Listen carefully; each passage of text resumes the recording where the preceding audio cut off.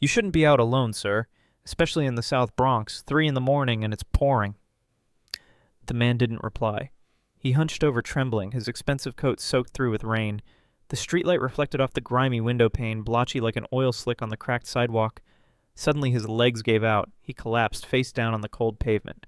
Across the street, 2 men in dark hoodies exchanged glances, then left the old wall, starting to cross the road. Not in a hurry, but clearly with ill intent. Clara James saw everything from the kitchen window behind the diner. She pushed open the iron door and dashed into the rain. "Are you okay?" She bent down, pulling his arm to help him up. His arm was heavy as stone. The smell of strong whiskey. A gold watch peeked out from under his sleeve. That was the moment everything changed. Clara wrapped her arms around his back, using all her strength to pull him up. His legs wobbled, but were not completely motionless. He just needed support. "We can't let them get close," she whispered.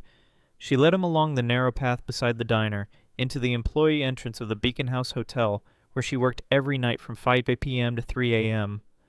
Once inside, Clara slammed the iron door shut behind them. She leaned him against the bench opposite the laundry room. His breath was ragged.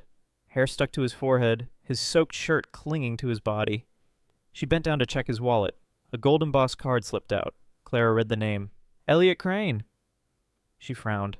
That name sounded familiar. Very familiar. Clara flipped the card again, her hands trembling slightly. The words below the name read clearly. Crane Holdings, CEO. She looked up at the man who was fading, his face swollen and red, but the features still recognizable. No mistake. "No way," she whispered. "Elliot Crane? The billionaire?" She called out loudly, "Reggie!" The young receptionist ran over from the counter, eyes wide when he saw the man on the bench. "Oh my God, Clara, why did you bring him in here?" "Help me verify this name, quickly." Reggie scanned the card on his phone. His eyes widened. "It's him! Elliot Crane. I saw his picture on last month's Forbes cover." Clara pulled out her phone. "We can't leave him lying here. And no strange driver rifling through his wallet while he's unconscious." She called a taxi and carefully folded a $50 bill from her own wallet. "No extra charge from him. Take him home. Safely. Understand?"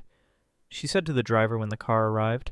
The driver frowned, about to protest, but Clara's gaze made him just nod. She opened the door, helped Elliot sit in the back seat. His body slumped against her as if drained of all strength. When she fastened his seatbelt, he whispered softly, "You're a good person.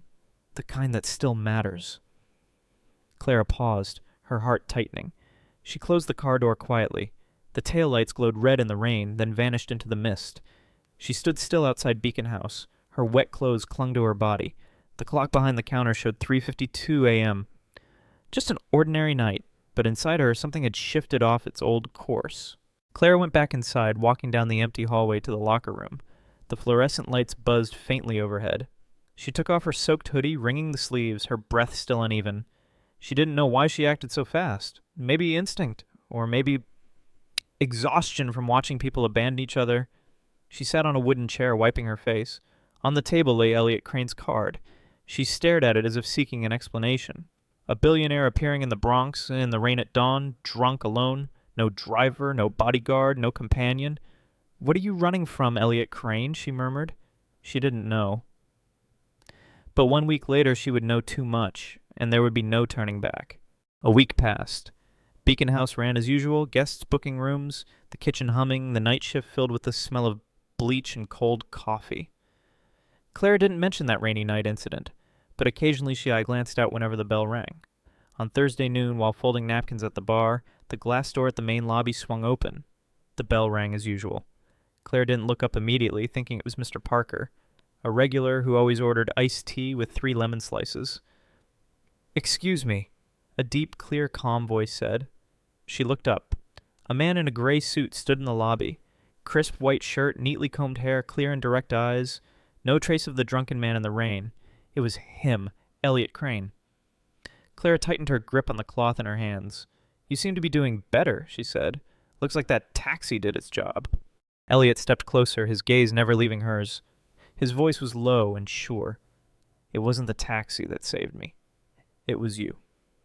Clara crossed her arms, keeping distance. "I just did what anyone would." He shook his head softly. "Too bad no one else did. I reviewed the cameras, the files, and heard what the staff here say about you." Clara felt her body tense. Are you investigating me? No, Elliot replied. I'm recognizing you. Silence stretched. Then he opened a thin leather briefcase, placing a black folder on the counter. I own this building, and several others.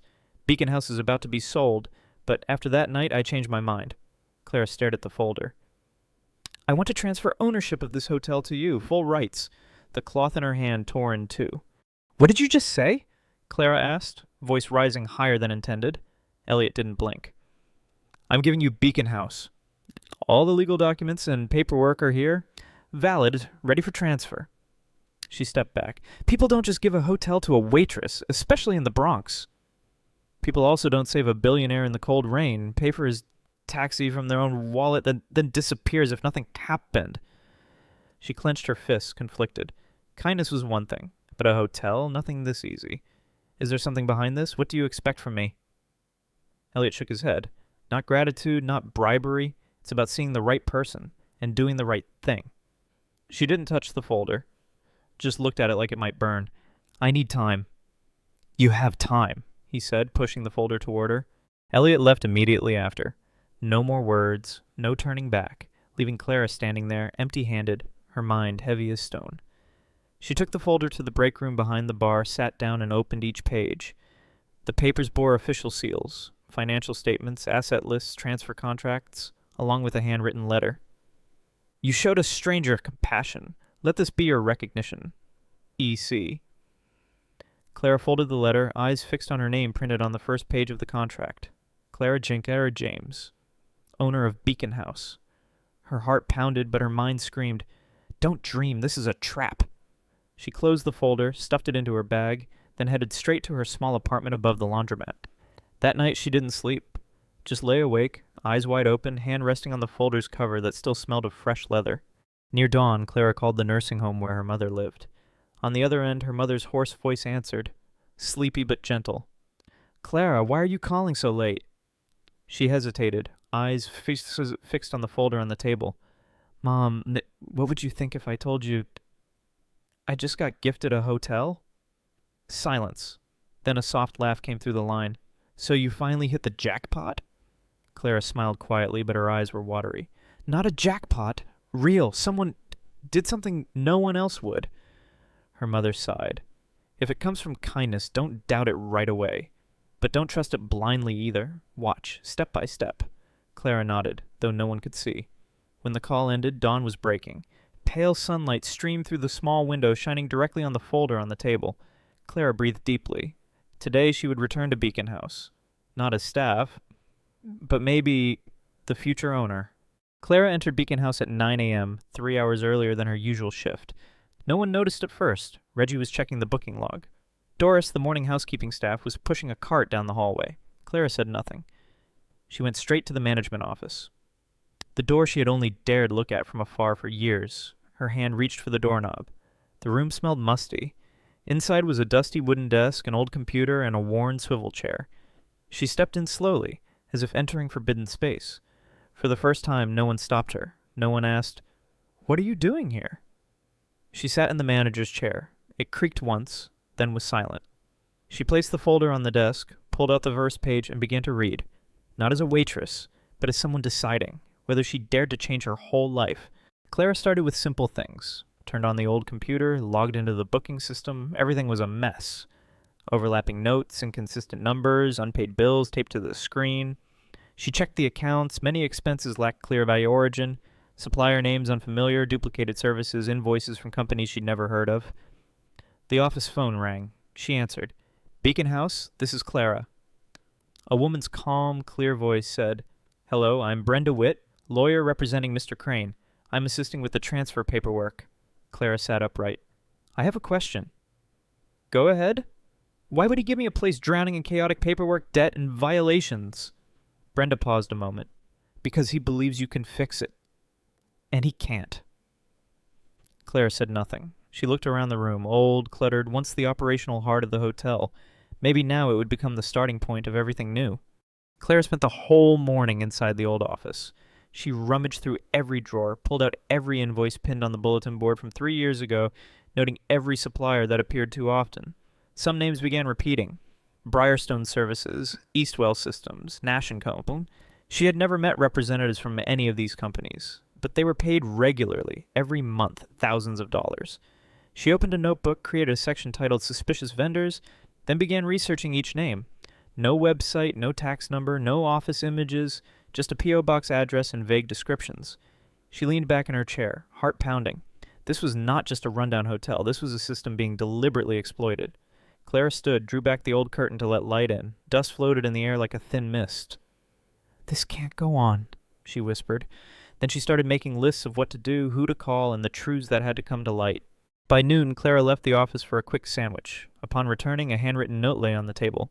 "Clara, I heard you're digging through the old files. Meet me in the laundry room. Doris." She folded the note, went down to the basement.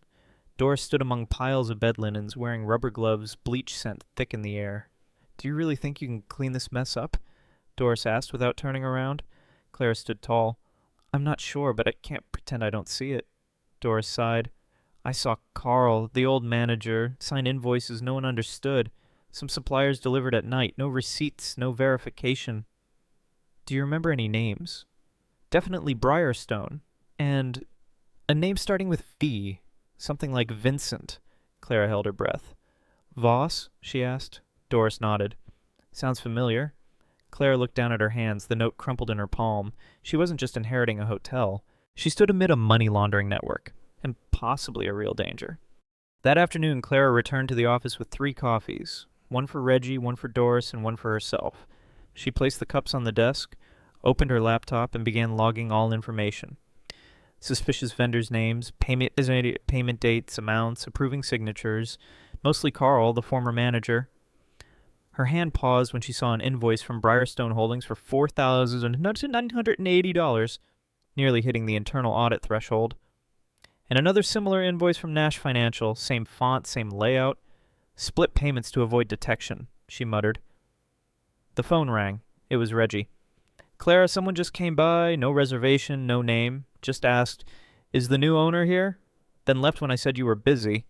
She jumped up. "Can you describe them?"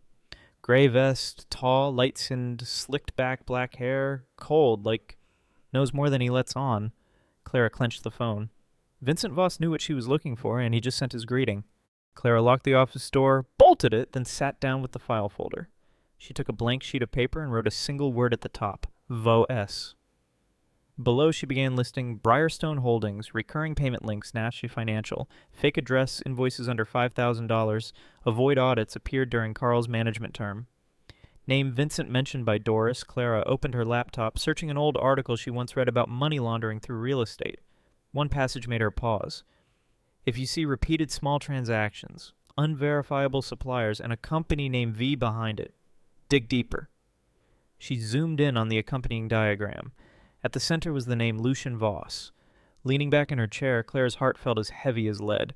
She didn't just hold the key to a decaying hotel, she had just touched an organized money laundering system, and now, that system was watching her. That night, Clara didn't go home. She stayed at Beacon House, alone in the office, dim yellow light, papers scattered on the floor like an incomplete crime map. Using a marker, she highlighted shady expenses, drew arrows linking company names to Carl, then from Carl to Vincent Voss. Near midnight, her phone buzzed. A message from Reggie. "Someone came back, didn't give a name, just stood in the lobby, left when they saw me watching." She didn't reply. Slowly, she stood up, opened the bottom drawers, where Carl used to hide alcohol. At the bottom, a key dropped out. Old rusty ring numbered C11. Curious, Clara rummaged through old storage behind the laundry. Rows of dusty filing cabinets, she inserted the key into lock C11. The lock clicked open. Inside was a handwritten ledger, yellowed pages, detailed every transaction, every name, every amount missing from the electronic system, and a scrawled note, "Expenses for V. Keep everything quiet." Clara closed the book.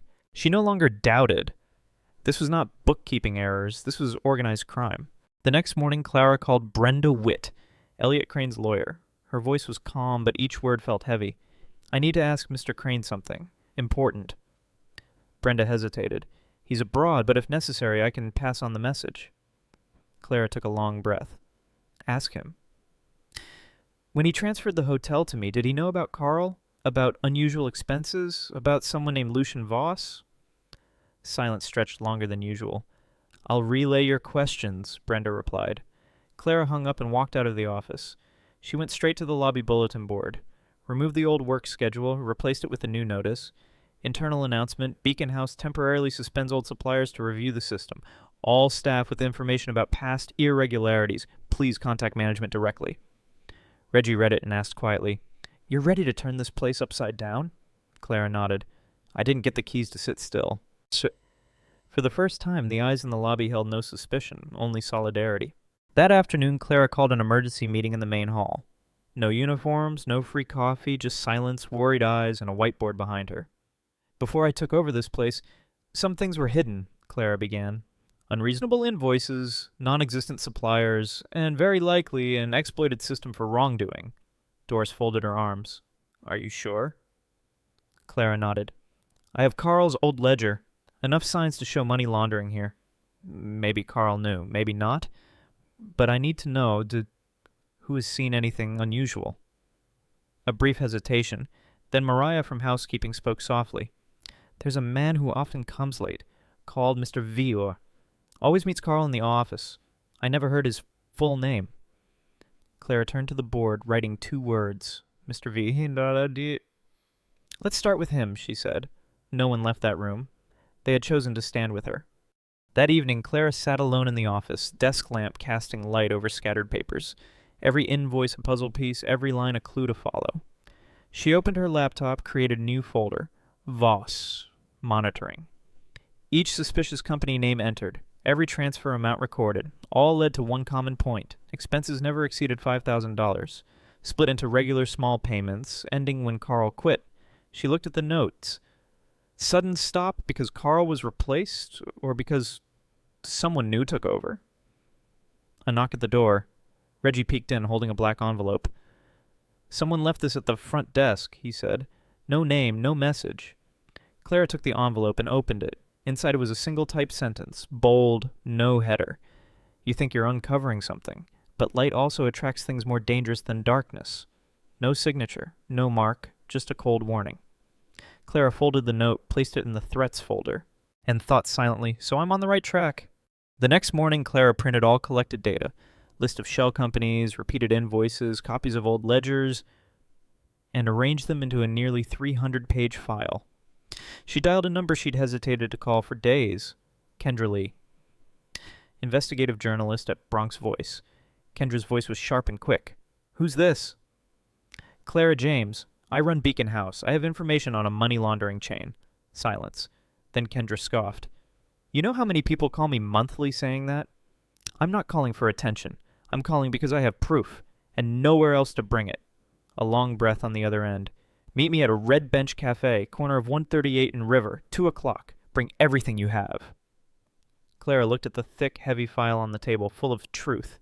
She nodded, though Kendra couldn't see. Okay, I'll be there. Red Bench was a worn cafe under oak trees, dusty glass windows. But in the back corner, where Clara waited, a clean table, steaming teacup, and a woman with x-ray eyes. Kendra Lee entered without asking, sat opposite Clara, pen in hand, eyes unblinking. Start? Clara pushed the file over. It's all here. The money flow through 3 shell companies, the original ledger, witness names, invoice history. Kendra flipped pages quickly, her expression turning serious. Vincent Voss, she whispered. I've heard of him. No one can confirm he exists. No social media, no financial records, just the name behind shady money transfers. Clara looked straight at her. I don't want a sensational story. I want the truth known. And if there's risk, I need someone who knows how to bring it to light. Kendra closed the file. Okay, but I need a few days. I'm not just writing an article. I'm exposing the whole system. Clara nodded, voice low but firm. That's exactly what I'm doing. Ipchen. Clara returned to Beacon House as evening fell. Wind swept down the hallways, carrying the scent of old paint and basement dampness through the building. Reggie stood at the front desk holding another envelope, this time white with silver trim. The delivery person still didn't leave a name, Reggie said quietly, but judging by his expression, I'm sure he knows exactly who he's sending it to. Clara opened the letter right there, a single-typed sentence on the blank paper. Don't let Beacon House be the final milestone bearing your name. No signature, no logo, no typos, just a neat cold threat, enough to make the faint-hearted give up. Clara folded the paper, placed it in the old envelope. She looked at Reggie without flinching. Call the camera installation company, get quotes for a surveillance system covering the lobby, hallways, and side entrances. Reggie nodded. You sure you want to continue? Clara stared at the glass doors where the evening shadows swallowed the last light of day. I didn't save this place just to watch it fall again. Night fell. Yes, Beacon House was unusually silent. No footsteps, no doors opening, just the ticking of the wall clock and yellow light filtering through dusty glass. Claire sat in the office, flipping through documents, pinning details on the whiteboard. The 3 shell companies, Briarstone Holdings, Nash Financial, Eastwell Systems, circled in red. Under each, invoices, timelines, arrows pointing to one center, Voss. On the corner of the desk sat the threats folder, now containing 3 notes. She breathed slowly. The tension was no longer a storm wave, but a hidden current, quiet yet relentless. A knock sounded. 3 sharp taps. Clara opened the door. Doris stood there, holding a plastic container. Mashed sweet potatoes! I figured you haven't eaten since lunch. Clara smiled. I'm surviving on coffee and stress. Doris set the container down. You are not alone, Clara? Whatever happens, you're not alone. Clara looked at the simple meal, touched. For the first time in many nights, she felt a little lighter. Just a little. But enough to keep going. The next morning, Clara arrived earlier than usual. Outside, the sky was gray and heavy with impending rain. She brewed a large pot of coffee, placed it on the main lobby table along with a fresh stack of documents. A new notice was posted on the board. 9 o'clock a.m. Mandatory all-staff meeting. Be punctual. At 9:02, people trickled in. Doris wiped her hands on her apron. Reggie carried his laptop. Mariah still wore her housekeeping hat. Miguel from maintenance stood at the back, arms crossed, suspicion still evident. Clara faced them. No papers, no mic. I'll be direct, she began. I have enough evidence to believe Beacon House was once a hub for illegal money transfers, and someone doesn't want us digging that up. All eyes fixed on her. But I can't do this alone. I need everyone here. Not as police, but to speak up about what you've seen, heard, no matter how small. Reggie was first. I saw Carl accept envelopes by hand, not at the front desk, always after 10 p.m. Mariah nodded. The man in the gray vest. Never said his name. Clara wrote big letters on the board. Witnesses. Then we start here, she said. No more silence. The meeting ended, but no one left right away. Not out of curiosity, but because for the first time they felt empowered to speak. Clara returned to the office with her notebook now filled with more testimonies. Suspicious transaction times, strangers appearing at night, odd invoices everyone thought not their business. She began piecing it together, each account a puzzle piece. From that, the outline of a system emerged.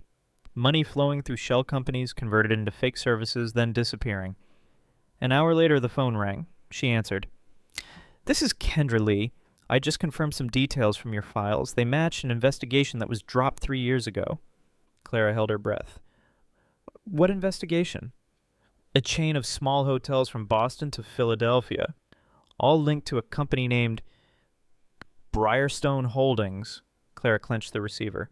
So Beacon House isn't the first. No, Kendra said. But if we do this right, it could be the last. Clara hung up, her mind swirling. She looked around the office. The piles of files were no longer just Beacon House's issue. They were a link in a long chain of hotels manipulated and used as fronts for a cross-city crime network.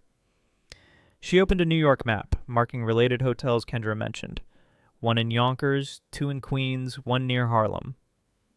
All once bore the Briarstone name on their paperwork. Clara printed the map, pinned it on the wall, added a big note. They operate as a system. A knock interrupted her thoughts. Miguel entered, eyes serious. I know I didn't believe you before, but I have something you should see. He pulled a small USB from his jacket pocket, placed it on the desk. Carl once asked me to reinstall the camera system. I backed up all the data then, never watched it. But there are some late-night videos. The Times maintenance service invoices got signed. Clara grabbed the USB, heart pounding. Are you sure? Miguel nodded. I don't want to stay silent anymore. Clara plugged the USB in. The screen lit up, and the past began to speak. The first clip showed March 14th. Wind 1:43 a.m. A blurry angle from a ground floor hallway camera. The side door opened slightly. A man entered, long coat, leather bag slung over shoulder. Clara paused the video, zoomed in. The face was vague, but confident steps, head held high, eyes unafraid. A slight turn, enough for Clara to recognize the man who came to the lobby. No reservations, only asked, "Is the new owner here?" Lucien Voss. Second clip, April 7th, same time, same side door, same man. This time he met Carl in a shadowed corner outside camera view. Clara fast-forwarded to the part where Carl took a white envelope from the shadows, tense face, glanced around the lobby, then went into the office. Clara was stunned. No longer suspicion, no longer a feeling. This was proof. She saved the entire clip, placed it in a new folder named Confirmed Voss, Beacon House. The network had revealed a link, and she could no longer turn back. Clara sat motionless before the screen. The clip paused at the frame showing Carl holding the envelope, eyes wild, hand trembling slightly, a man aware he was doing wrong and who was watching him. She noted the timestamp, extracted still images, sent everything to Kendra Lee with a message. Voss exists. He entered Beacon House twice. There's video. Less than 5 minutes later, Kendra called back. "We'll handle it carefully. But Clara, if you have him on video, the next article isn't a theory. It will shake big powers." Clara exhaled deeply. "I'm not seeking trouble. I just won't stay silent." "Then prepare yourself. You're about to enter uncharted territory." After hanging up, Clara returned to the office. She printed 2 copies of the save files from the USB, put one in a large envelope marked Backup. Send to lawyer if something happens. Then she hid it in a secret compartment under the floor, beside an old safe. She was no longer a waitress. She now held the key to a truth that some would do anything to bury. 3 days passed in silence. No more threat letters, no strangers in the lobby, no unusual calls. Everything too quiet. Reggie was the first to say it. "Feels like before a storm. No one moves, but everything's building up." Clara nodded lightly. She had felt it since morning. Entering the lobby, hallway lights flickered, the printer jammed, internal phones scrambled. Nothing completely broken, but all slightly off. By noon, the main elevator stuck between the 3rd and 4th floors. 2 guests had to be rescued by manual crank. By afternoon, the network went down. Camera signals flickered. Mariah from housekeeping rushed into the office, pale-faced. "Sister Clara." The basement storage door was forced open. The lock broken from outside. Clara stood up immediately, rushed to the basement. The old lock was twisted, new scratches. Inside, boxes where she kept the original ledger were ransacked. But the original was no longer there. She had hidden it elsewhere.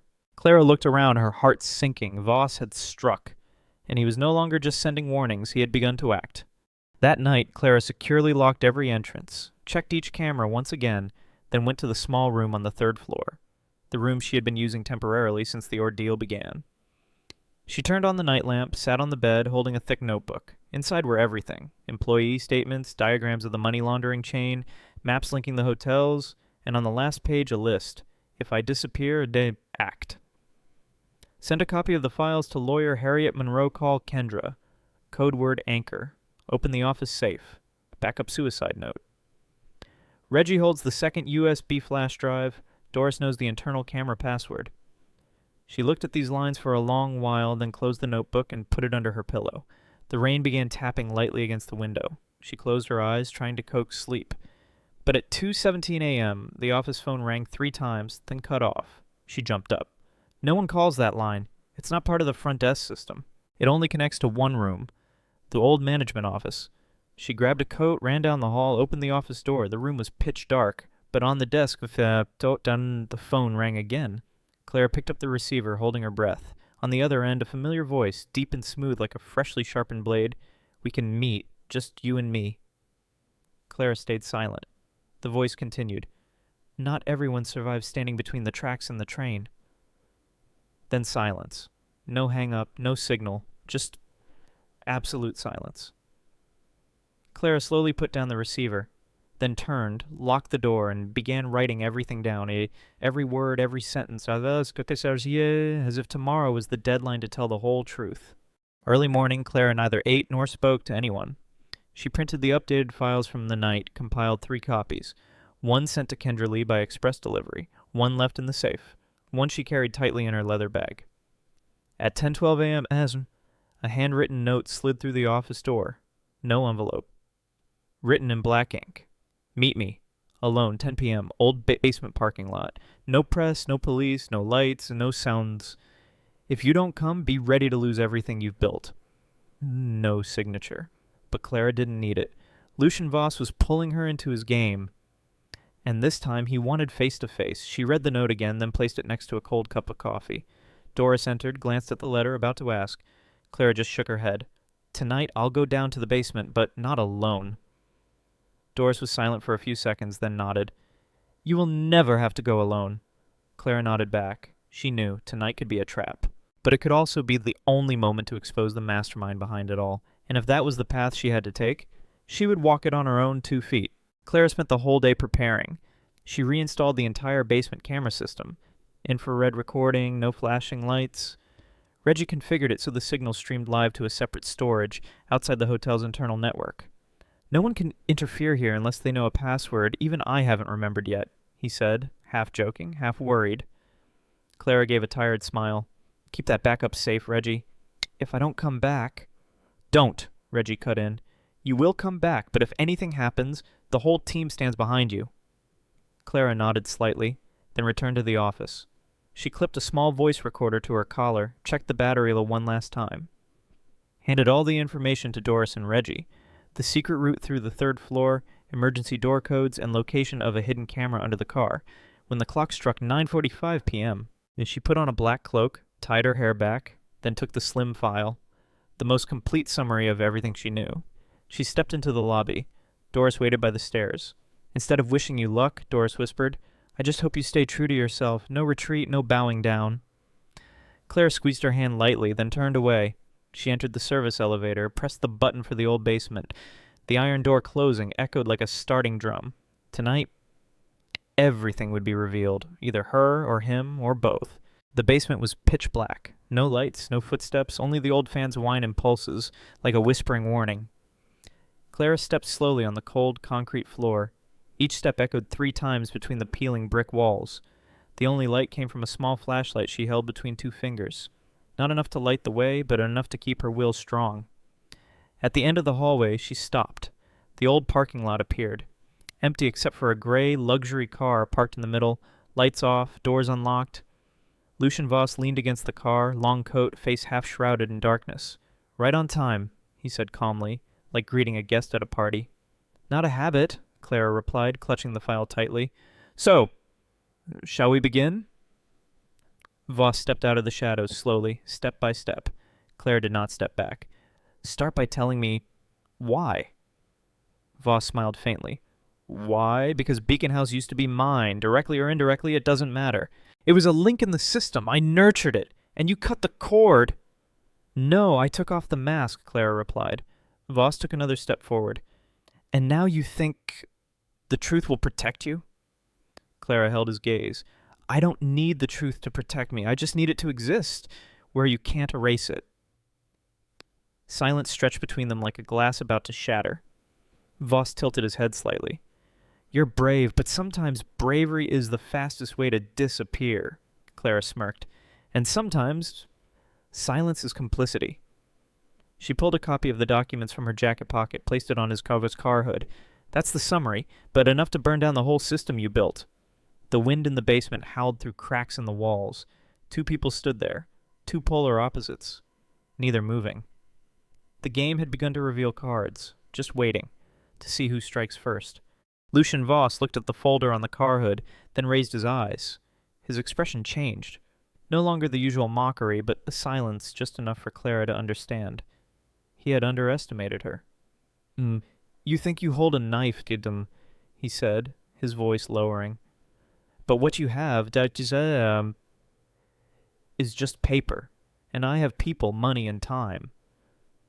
Clara stepped forward half a pace, unshaken. Paper can be torn, but data can't. Forgot? Everything tonight was recorded. Infrared cameras, audio, copies sent out this morning. Voss did not answer immediately. Then he laughed. Small, dry, sharp like broken glass. You're playing big, he nodded. So listen to me once. Then you decide. Clara squinted. Beacon House was once a testing ground for mail laundering. But you're not the target. You just walked in at the wrong time, he said. each word hammered like a nail in concrete. I could erase all traces, but I don't. Because I want to see. Does someone like you have the guts to go all the way? It's to go all... Clara looked straight into his eyes. I don't go to prove guts. I go because no one else has the guts to start. Voss stared at her for a long moment. His face became unreadable. As if for a moment he wasn't sure if he was the threat or the one stepping back. Then he reached out, lightly tapped the folder on the car. Then you better hold on to this tight, Clara James. Because from now on, you're not just breaking a system. You're declaring war on an organization. With that, Lucian Voss turned and walked to his car, opened the door. No threats of death, no violent intimidation, just a statement.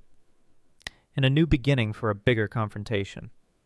Clara stood silently in the cold basement, heart still racing but eyes bright as fire. She had touched the core, and now she would not withdraw her hand. Clara returned to the office near midnight. Rain began falling softly on the glass roof, washing away dirt, but not the fluttering feeling in her chest. Doris waited in the lobby, eyes glued to the surveillance monitor. When she saw Clara appear in the frame, she sighed in relief and stood up. "Are you okay?" she asked, voice betraying her worry. Clara nodded lightly. "He came alone, brought nothing but threats." "And you?" Doris looked deeply into her eyes. Clara moved the recorder from her collar, placed it on the desk. "I brought the whole truth." Reggie stepped out of the office. "Recording signal's fine. Tonight's footage is stored on both hard drive and cloud platform. 2 encrypted copies. Voss can't delete it." Clara looked at both. People who didn't have to stand with her but stayed until now. "Tomorrow," she said, "Kendra Lee will publish the first article.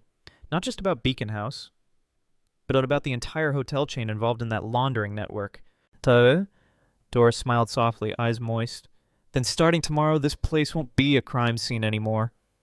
Clara looked around the lobby. Old walls, worn carpets, flickering lights. A place once exploited, forgotten, and secretly drained. "No," she said softly. "From tomorrow, it will be living evidence. Proof that sometimes just one person who doesn't step back can shake an entire system." Morning! On Clara's laptop screen, Kendra Lee's article had just made the homepage. The woman who lit Beacon House, exposing the money laundering network in the heart of the city. The cover photo was herself, standing in front of the old hotel, early light shining through the foggy window, her expression calm but eyes unbowed. Reggie came in, phone ringing nonstop. "The press is exploding. They want to interview you." Clara shook her head. "Not about me. They should talk about the truth." Doris smiled gently. "But the truth already has your face." Outside the lobby, early employees arrived. A little girl followed her mother in, pointed at the new painting. Dawn above Beacon House's roof, then cheered happily. Clara opened her notebook, writing, "Check cameras, call gardening team, buy more pastries." She knew. The light had just begun. That afternoon, a black envelope was placed on the reception desk. No courier, no message, only Clara James, an italic script, perfectly cold. Doris handed it to Clara. "It didn't go through the delivery system." Clara opened the letter. Inside was a single sheet. "The truth can save you, but it can also drown everything you've built." No signature, no trace. Clara folded the note, not afraid, but cautious. She went into the office, opened the bottom drawer. Inside, copies of files, encrypted USB, and list of organizations linked to Beacon House. She grabbed a pen, added a new line. "Increase perimeter security. Don't contact second independent reporter. Send backup files out of town." She whispered, "Play big if you want to play." That night, Clara stood on Beacon House's rooftop, looking toward the Bronx skyline. The city was still noisy, but inside her only one clear beat. No retreat. She put on her headset, connected with Sarah Monroe, investigative journalist from Bronx Gazette. "Clara, I just confirmed." Sarah's voice was decisive. "Vincent Kane isn't just linked to Beacon. He's behind at least 3 other hotel chains. Offshore accounts, shell companies, fake journalists, all bearing his fingerprints." Clara gripped the railing. "Do we have enough to publish?" "Yes, but it will touch local authorities. Are you ready for bigger waves?" Clara didn't hesitate. "Ready," Sarah exhaled. "Then tomorrow at 7 a.m., the full dossier will be front page." Clara nodded, eyes fixed on the hotel sign. Tomorrow everything would change. Forever. At 7 a.m., The phone rang non-stop. Clara opened her eyes, reached out to turn on the screen. The headline of Sarah's article appeared clearly. Vincent Kane and the Federal Money Laundering Network. The truth begins with a hotel keeper. TV news broadcasted it. Radio repeated excerpts. Hashtag Beacon Truth climbed to the top. Clara walked down to the lobby. Staff gathered, eyes watching her like waiting for a signal. Doris placed a hand on her shoulder. "You're the eye of the storm, Clara." Clara took a deep breath. "Then I'll stand tall in it." At the same moment, police and media flooded the entrance. An officer stepped forward. "We need to see you immediately." Clara nodded. "I know, She stepped outside, unshaken. Because when truth is spoken, and light can no longer be hidden. In a closed meeting room at the district police department, Clara faced 2 federal agents. One placed a thick file on the table. "Ms. Clara James, your testimony paved the way for one of the largest financial investigations in the Northeast." Clara nodded, eyes steady on them. "I just started with a front desk and a few wrong invoices." The female agent raised an eyebrow. "And now you hold evidence linking at least 4 shell companies, 2 foreign banks, and a former city commissioner." Clara slid the USB toward them. "This is the final copy, encrypted, all contacts, transfer schedules, and intermediaries." The other agent took it. "You understand this too changes more than just one hotel." Clara smiled slightly. "I don't intend to stop at one hotel." When Clara left the police department, the city was fully awake. Media swarmed. Flashbulbs popped like storms. A reporter thrust a microphone. "Ms. James, any words for those who once doubted you?" Clara stopped, looked straight into the camera. "I don't do this to be believed. I do it because truth needs no permission." In the distance, Beacon House appeared. No longer an anonymous hotel, but a symbol. Community flags hung. People applauded as she approached. Jenny opened the door, smiling warmly. "We saved the morning shift for you," Miguel nodded. "There's black coffee and fresh papers." Clara entered, feeling not just a return, but a new beginning. Part of the fight was done. Now it was time to rebuild. The following week, Beacon House buzzed like never before. The community gathered in the Grand Hall, attending vocational classes, children's story times, and urban renewal workshops. Clara stood amid the crowd, watching smiles, hopeful eyes. Beside her, Doris handed a postcard reading, "Lantern Legacy Scholarship, Scholarship for Future Generations." Clara smiled softly, heart full of determination. She turned to Reggie, whispering, "We've passed through the darkness. Now it's time to light the way." The atmosphere was warm, full of life. Beacon House was no longer a place hiding secrets. It had become a beacon, igniting dreams just beginning. And Clara knew the real journey was only starting. One peaceful afternoon, Clara received a small envelope from the post office. No sender. Inside was a dark blue velvet pouch, alongside a small card. "I've heard what you've done. This is part of my family's legacy, for you and the Beacon House community." Signed, Viola Kane. Clara opened the pouch to find an old badge bearing a lantern symbol, the emblem of the charity once founded by the Kane family. The attached letter reminded her that though Vincent's relatives had faults, there were still those who believed in change and hope. Clara placed the badge on the table, eyes shining. She knew Beacon House was more than a hotel or a physical structure. It was a symbol of perseverance, faith, and a brighter future for all. Night fell. Clara stood by the office window looking down at the small street in front of Beacon House. The yellow streetlights clearly illuminated the quick steps of passers-by, laughter, and everyday stories. She remembered the early days, lonely, confused, yet resilient. Now this place had become a second home to many, a safe haven, a place of hope.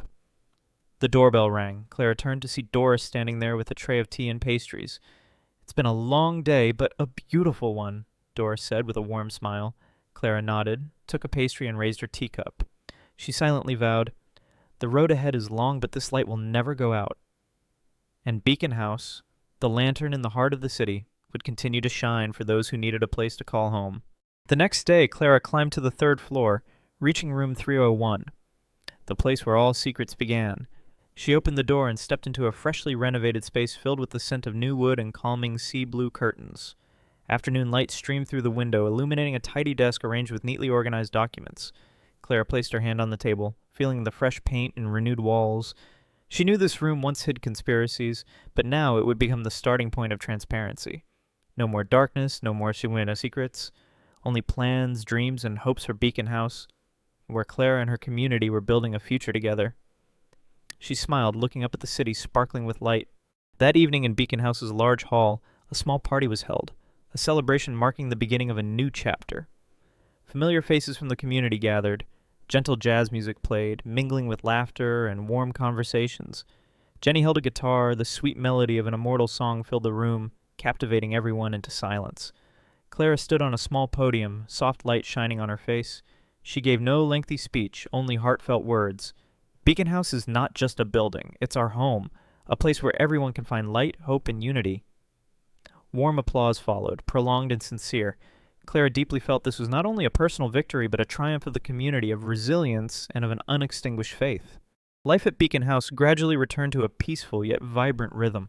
Clara walked down freshly painted hallways, hearing children's laughter in the community room, adults chatting, and piano music echoing from the recreation room. She stopped in the lounge, seeing Doris serving tea and pastries to regular guests. An elderly lady entered, smiling and greeting everyone like at home.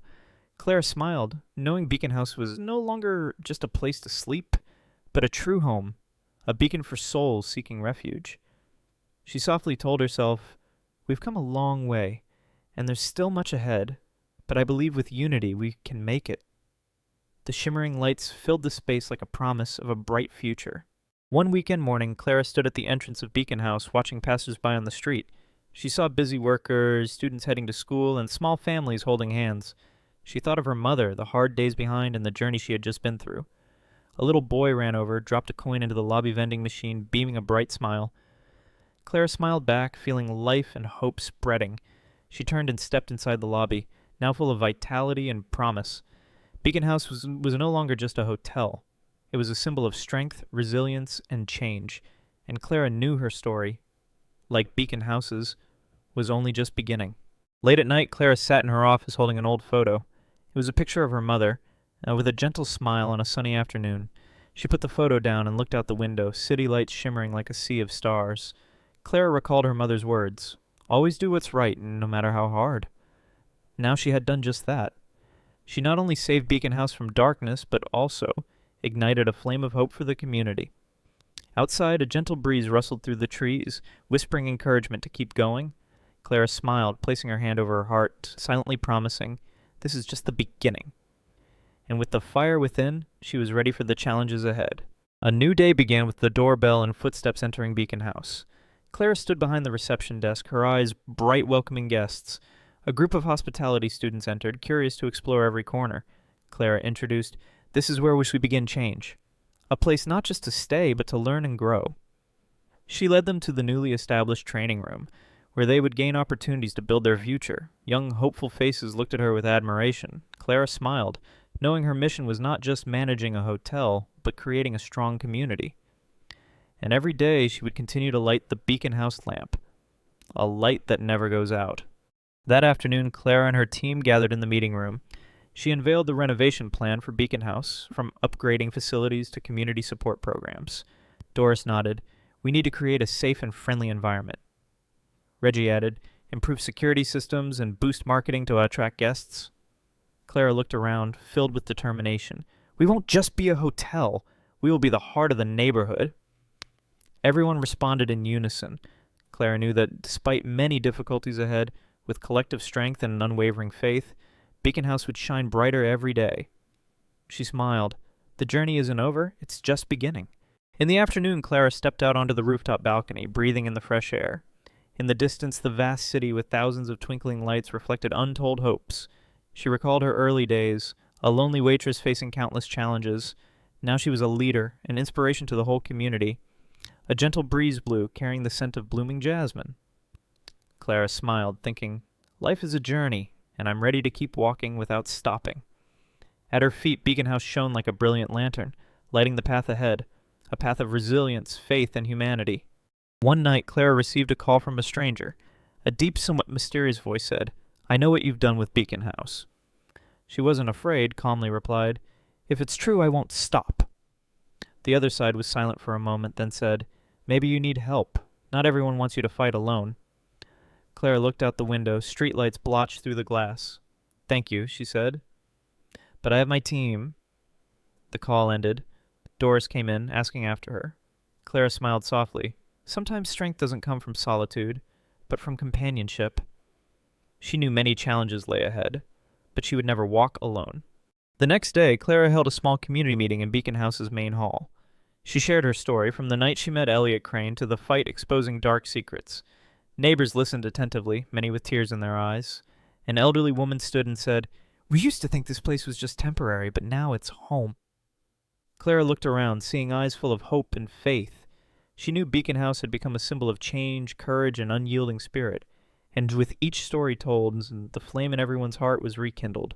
One morning, Clara, Reggie, and Doris stood before Beacon House, looking at colorful new murals on the walls. The paintings depicted community, strength, and unity.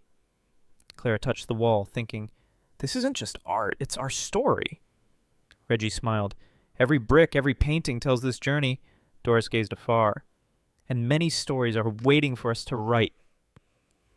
Clara nodded, looking toward the horizon. She knew Beacon House would never be just a building, but a symbol of perseverance, of those who never stop hoping and fighting. And with each passing day, that light would shine brighter. Late afternoon, Clara stood by the wooden desk in her office, flipping through new project plans. She was drafting a sustainable development project for Beacon House, combining vocational training and support for the elderly and isolated in the area. Doris entered carrying a box of homemade pastries, her smile warm. "You don't just keep the hotel, you keep the community's heart," she said. Clara nodded, feeling the weight of responsibility but also great joy. "We've been through many trials, but the road ahead is still long." The yellow light streaming through the window illuminated part of the room, as if reminding her each new day was an opportunity to shine. Clara smiled, knowing Beacon House still had many stories to write. One quiet evening, Clara sat in her office, soft light illuminating her face. On the desk were thank you letters from guests, from the community, from those she had helped step by step. She opened a small letter, slanted handwriting on white paper. "Thank you for not giving up. We believe in Beacon House and people like you." Clara set the letter down, eyes shining. She knew her efforts were not just to keep a hotel, but to keep a flame, a flame of hope, perseverance, and humanity. She silently vowed, "Sometimes just one courageous person is enough to change the small world around us." And Beacon House would always be living proof of that. The last day of the long trial, Clara stood in Beacon House's main lobby, watching staff and guests gather. Laughter and lively chatter formed a vibrant picture of life. Clara recalled that rainy night when she first met Elliot Crane, a moment that changed her life. Now she was not only the hotel manager, but also an inspiration, the keeper of light for the whole community. She stepped up to the podium, voice warm and steady. "Beacon House belongs to everyone, where perseverance and kindness will always prevail." The room erupted in a heartfelt applause. Clara knew, though the journey was long, she had touched the most meaningful thing, a home for resilient hearts. At day's end, Clara stood outside Beacon House, watching the warm yellow lights glow through the night. She sighed and smiled softly. Not because it was over, but because a new journey was beginning. "Life isn't always easy," she said, her voice steady and warm, "but perseverance and kindness make all the difference." She stepped inside, where laughter and voices echoed. This was not just a hotel, but a beacon for resilient souls, for those who never yield. Beacon House would always keep its doors open, a place to return, to build, and to hope. And Clara's story, the story of Beacon House, continued on every day, every moment. Remember, one brave choice is enough to change a life. Are you ready?